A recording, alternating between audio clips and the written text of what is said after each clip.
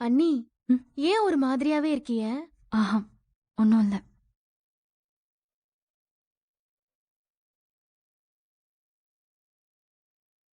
இந்தாடா. தேங்க்ஸ்மா.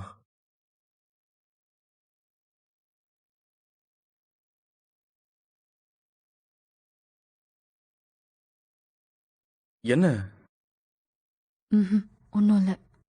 என்னமோ கேட்கணும்னு தோணுதுல, கேளு.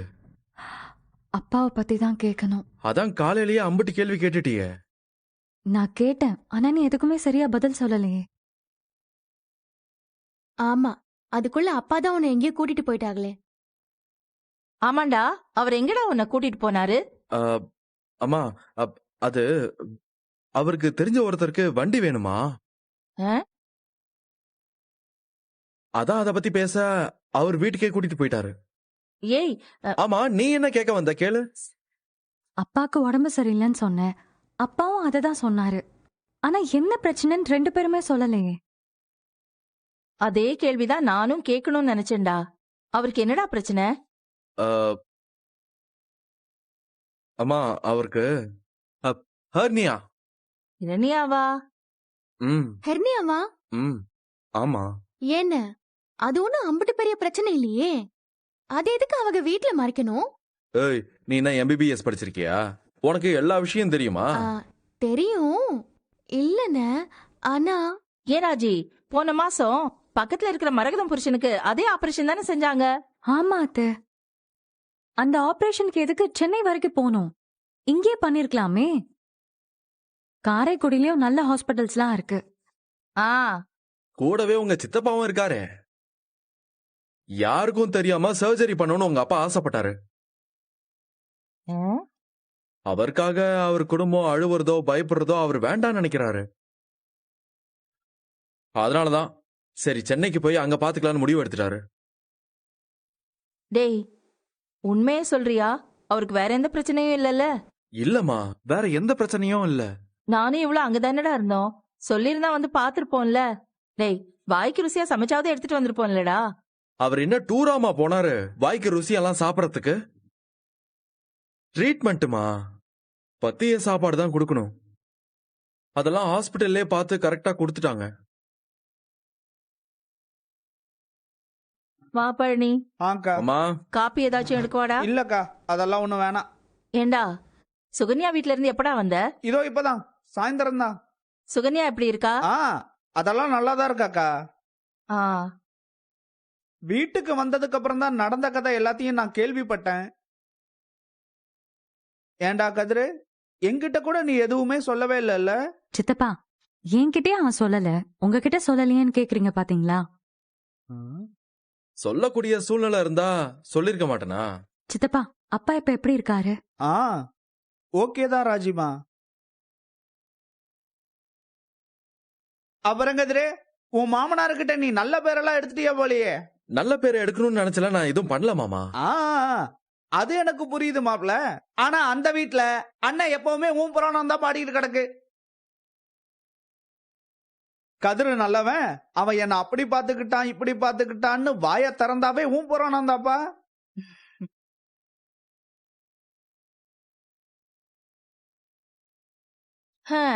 என்னத்த சொல்ல. இங்க நடந்தது எதுவும் தெரியாம உன்னோட சின்ன அண்ணன் இருக்கார்ல, அவரும் அவரோட மகனும் கண்டதையும் பேசிட்டாங்க எல்லாரையும். அதையும் கேள்விப்பட்டான் தான்க்கா. நம்ம சின்ன குணம்தான் உனக்கு தெரியாததா என்ன?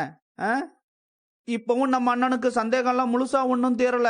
நோண்டி நோண்டி கேள்வி மேல கேள்வி கேட்டுக்கிட்டே தான் இருக்கு. அவரு சந்தேகம்லாம் என்னைக்கும் மாறாது. அத பத்தி எல்லாம் எதுக்கு யோசிச்சுக்கிட்டு விடுங்க. திரும்பவும் சொல்றேன் கதிரு, அண்ணா உன்னை பத்தி இம்புட்டு உயர்வா பேசுற நாள் வரும்னு நான் நினைச்சு கூட பார்க்கவே இல்லை. நீ அவரோட மனசுல ஸ்ட்ராங்கா போய் உட்கார்ந்துட்டாப்பா.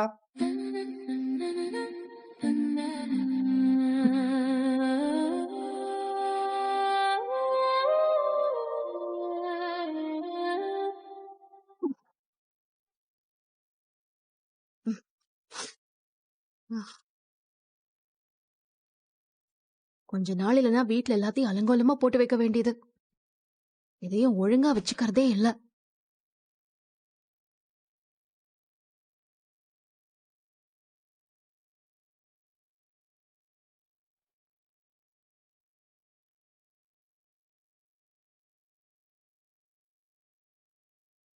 ஏய், நீ எப்ப இங்க வந்த? நான் வந்து 1 மணி நேரம் இருக்கும். வந்ததுல இருந்து வீட்டை கிளீன் பண்ணிட்டே இருக்கேன், ஐயோ, இன்னும் முடியல. சிக்கிட்டேனே. ஏங்க, இந்த பெட்ஷீட்லாம் எதுக்கு ஹால்ல போட்டிருக்கீங்க? போத்துறதுக்கு ஒரு பெட்ஷீட் தானே, 7 பெட்ஷீட்டை போட வேண்டியது. அது நீ இல்லாதப்ப நான் ஹால்ல தானே தூங்கிட்டு இருந்தேன். அதான். அது ஓகே. வெளியே வாங்கி சாப்பிட்டியே சரி, அந்த கவர்லாம் எடுத்து குப்பையில போடணுமா இல்லையா? இது வேறயா? நாத்தம் புடிச்சு போய் கிடக்கு. அது நீ இல்லாம எனக்கு எதுவுமே பண்ண தோணல மீனா. இன்னும் டிப்பு அப்படியே. வீட்ல எங்க திரும்பினாலும் டவலு ஈரத்தோடயே போட்டு வச்சிருக்கியா, அப்படியே ஸ்மெல்லு. ஒரு வாரத்துக்கே இந்த நிலைமை. ஒரு மாசத்துக்கு நான் எங்கேயாவது போயிட்டா அவ்வளவுதான், வீடே 2 ஆயிடும். ஏய், ரொம்ப பேசாதடி. கிளீன் பண்ணி எனக்கு தாங்க கை வலிக்குது. கொண்டா பாப்போம். நான் வேணா கையை பிடிச்சு விட்டுமா? அதெல்லாம் ஒண்ணு தேவையில்ல. வந்து என் கூட சேர்ந்து வீட்டை கிளீன் பண்ணுங்க. ஏய், வந்ததும் வராதுமா உடனே வேலையா சொல்லிக்கிட்டு இருக்க? நானும் வந்தது வராததுமா தானே வேலை செஞ்சுட்டு இருக்கேன். இன்னும் நான் பெருக்கிட்டு மாப்பு வேற போடணும். மாப்பு தானே, அதெல்லாம் காலையில போட்டுக்கலாம். நீ முதல்ல வந்து உட்காரு வா. ஏங்க, வேலையை முடிச்சிட்டு வந்துடுறேங்க. வேலையெல்லாம் அப்புறமா பாத்துக்கலாம். நீ முதல்ல வந்து உட்காரு வா. உட்காருன்னு சொல்றேன்ல, உட்காரு உட்காரு. அது மடிச்சது. திரும்ப மடிச்சுக்கோ. கடையில சரியான வேலை. இப்ப அனுப்புறேன் அப்ப அனுப்புறேன்னு சொல்லி கடை மூடும்போதே அனுப்புனாரு. அதுக்கப்புறமா வெளியில போய் உனக்காக ஒண்ணு வாங்கிட்டு வந்திருக்கேன். பாரா, என்ன வாங்கிட்டு வந்திருக்கீங்க? இந்தா புடி.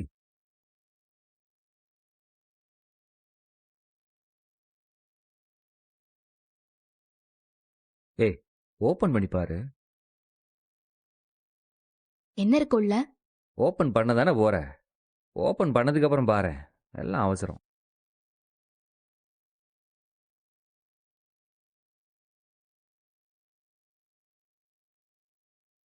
பிடிச்சிருக்கா? தங்கம்மா. அப்புறம் என்ன பித்தளையா இது? என் தங்கத்துக்கு இந்த தங்கம். இது தங்கம் தாண்டி. நல்லா இருக்குங்க. எத்தனை பவுனு? 1.5 பவுனு. பவுன் விக்கிற விலைக்கு 1.5 பவுன்னா 1 பவுனு 1.25 லட்சம். அதுல பாதின்னு பார்த்தா கணக்கெல்லாம் அப்புறம் போட்டுக்கலாம். நல்லா இருக்கா நல்லா இல்லையா அத சொல்லு. 1.5 பவுனுக்கு நிறைய காசா இருக்குமேங்க. அதெல்லாம் ஆச்சுதேன். உனக்கு பிடிச்சிருக்கா இல்லையா அத சொல்லுடி. பிடிக்கலையா? பிடிச்சிருக்கு. ம். வளையல் வாங்க காசு எது? சுத்தம். ஏங்க சொல்லுங்க. என்கிட்ட பணம் இருந்துச்சு மீனா. இருந்துச்சுன்னா எப்படி, எவ்ளோ? அது என்கிட்ட இருந்துச்சு, அவ்வளவுதான். நான் வச்சிருந்தேன். கடையில இருந்து எடுத்துட்டு வந்துட்டீங்களா? ஆமா ஆமா. கடையில அப்படியே எங்க அப்பா லட்ச லட்சமா கல்லாப்பட்டிக்குள்ள வச்சிருக்காரு. அதை அப்படியே அவருக்கு தெரியாம எடுத்துட்டு போய் நகையா வாங்கிட்டு வந்து உங்ககிட்ட நான் கொடுத்துருக்கேன். பேசுறா அவர் வச்சு. இது நான் சேர்த்து வச்ச பணத்துல வாங்கினது மீனா. நீங்க எப்ப பணம் சேர்த்தீங்க? நான் சேர்க்க கூடாதா? நான் சேர்த்தேன்டி. வேலைக்கு போய் 6 மாசம் கூட ஆகலங்க. வாங்குற சம்பளத்துல 3/4 என்கிட்ட தான் கொடுக்கறீங்க. மீதிய சேர்த்து வச்சா கூட இவ்ளோ நகை வாங்குற அளவுக்குலாம் உங்ககிட்ட பணம் வராதே. ஏண்டி, ஊர் உலகத்துல பொண்டாட்டிகளாம் ஐயோ நம்ம புருஷன் நமக்கு எதுவுமே வாங்கி தர மாட்டாங்களேன்னு ஏங்கி கிடக்குறாங்க. ஆசையா உனக்கு வளையல் வாங்கி கொடுத்துருக்கேன். நீ என்னடானா போலீஸ் மாதிரி இப்படி விசாரிச்சுக்கிட்டு இருக்க? எனக்கு வளையல் வாங்கி கொடுத்தது சந்தோஷம் தாங்க. ஆனா இந்த வளையலுக்கான பணம் எப்படி வந்துச்சு, அதுவும் எனக்கு தெரியாம நான் தெரிஞ்சுக்கணும்ல. மறுபடியும் யார்கிட்டயாவது போய் கடன் வாங்கினீங்களா? சேச்சா, அதெல்லாம் இல்ல மீனா, நீ வேற. லோன் எதுவும் போட்டிருக்கீங்களா? ஏய், இல்லடி. வட்டிக்கு அந்த மாதிரி எதுவும் வாங்கிட்டீங்களா? ஐயோ இல்ல மீனா, நீ வேற. எப்ப பாரு ஏதாவது இப்படி கேட்டுட்டு இருக்க வேண்டியது. லஞ்சம் எதுவும் வாங்கிட்டீங்களாங்க?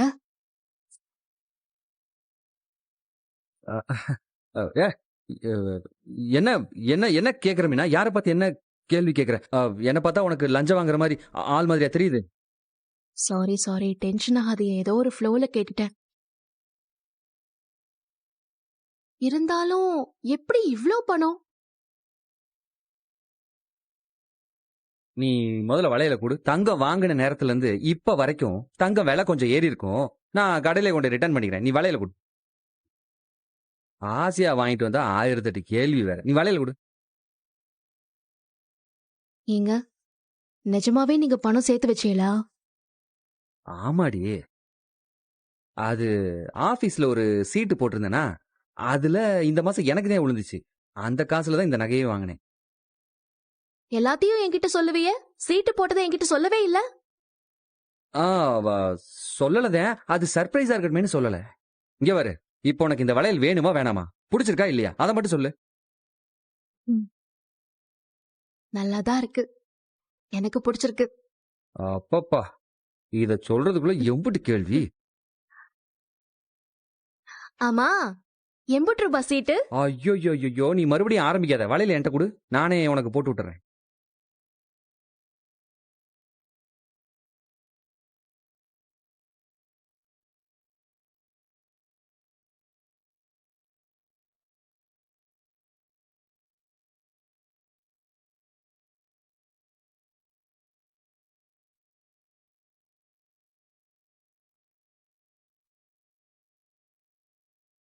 சும்மா சொல்லக்கூடாது மீனா, செமையா இருக்கு உனக்கு. ஆனா எனக்கு ஒண்ணு தோணுது மீனா, இந்த வளையல்னால உன் கைக்கு அழகா இல்ல உன் கைனால இந்த வளையலுக்கு அழகான்னு.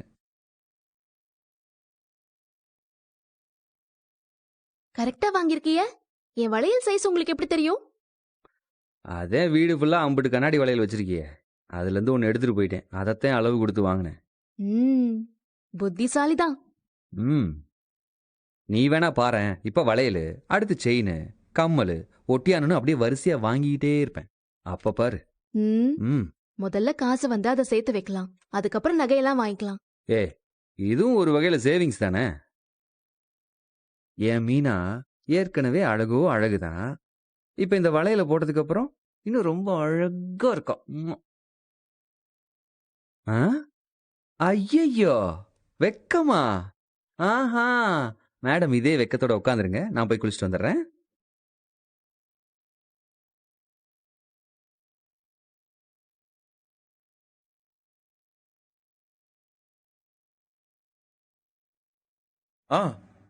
சரிங்கண்ணே, காலையில 5 மணிக்கு கரெக்டா வண்டி வீட்டுக்கு வந்துருண்ணே. நீங்க கவலைப்படாதீங்கண்ணே. ஓகேண்ணே. ஏய், தூங்கலையா நீ? உனக்கு தான் வெயிட் பண்றேன், வா.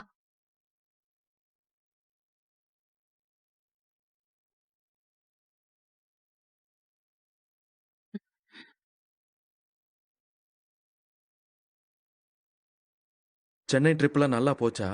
எங்க நல்லா போச்சு, கண்டதையும் யோசிச்சுட்டு தானே சுத்திட்டு இருந்தேன். சாரி ராஜி, நீ என்ன அங்க பாப்பனோ, நான் உன்கிட்ட போய் சொல்ல வேண்டிய வரும்னோ நான் சத்தியமா எதிர்பார்க்கவே இல்ல. ஆமா, என்னமோ ஒண்ணு நான் அங்க பாக்குறதுக்கு முன்னாடி தெளிவா இருந்த மாதிரிதான். கொஞ்ச நாளாவே நீ என்ன குழப்பத்திலே தானே வச்சிருந்த. நான் சத்தியமா வேணும்னே பண்ணலமா, சுச்சுவேஷன்ஸ் அந்த மாதிரி ஆயிடுச்சு.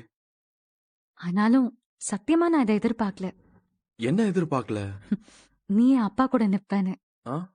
ஓ, வேற என்ன பண்ணிருக்கணும்? வேற எதுவும் பண்ணணும்லாம் நான் நினைக்கல. இப்படி நடக்குதுன்னு நீ என்கிட்ட சொல்லாதது வருத்தம் தான். ஆனா அப்பாவோட ட்ரீட்மெண்ட் சமயத்துல நீ கூட நின்னது ரொம்ப சந்தோஷமா இருக்கு. இப்ப அவருக்கு புரிஞ்சிருக்கும் நீ எம்பிட்டு நல்லவன்னு. உன்ன மாதிரி ஒருத்தன் மருமகனா கிடைக்க அவர் கொடுத்து வச்சிருக்கணும். நான் அவருக்கு மருமகன் இல்லையா, நான் அவருக்கு மகமாரின்னு சொன்னாரு தெரியுமா? அப்படியே சொன்னாரா? சொன்னாரு. வேற என்ன சொன்னாரு? நிறைய சொன்னாரு. சரி, அவர் சொன்னதெல்லாம் சொல்லு. என் பொண்ணு சரியான வாயாடி, கோவக்காரி, திமிர் பிடிச்சவ, அவளுக்கு இம்புட்டு தன்மையா ஒரு ஹஸ்பண்ட் கிடைச்சிருக்கேன்னு அவ கொடுத்து வச்சிருக்கணும்னு ரொம்ப ஆச்சரியப்பட்டு சொன்னாரு. ஆஹா, அப்படிலாம் சொல்லிருக்க மாட்டாரு அப்பா. சொன்னாரே. வாய்ப்பில்ல. எங்க அப்பா என்னெல்லாம் விட்டு கொடுக்க மாட்டாரு. ஆமாமா, ரொம்ப நம்பிக்கைதான். ஆமா, நிஜமாவே எப்படி சொன்னாரா? இல்ல, நான் சும்மா சொன்னேன். சரி, தூங்கலாமா? இரு.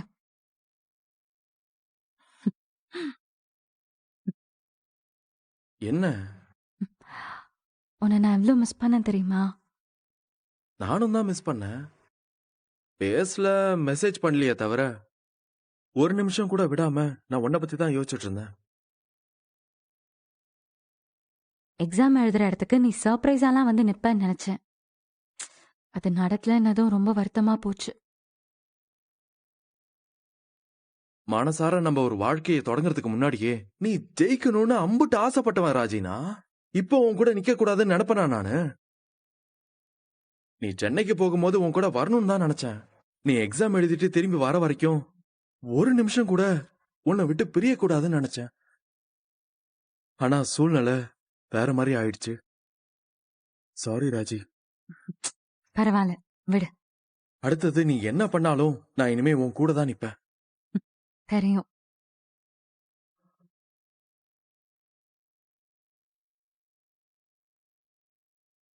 ஆம். இனிமே அப்பாக்கு ஒரு பிரச்சனையும் இல்லைல்ல? இல்ல ராஜி, அவர் நல்லா ஆயிட்டாரு.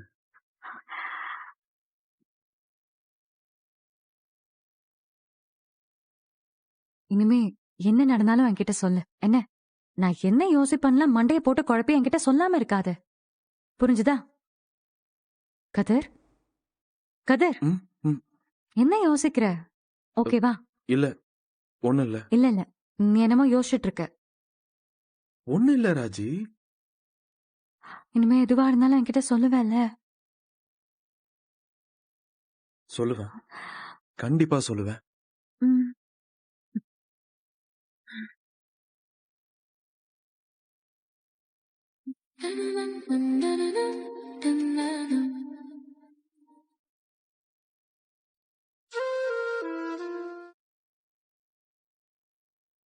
மாமா, ஏதாவது வேணுமா மாமா? ஏ உட்காருப்பா உட்காருப்பா. ஆ.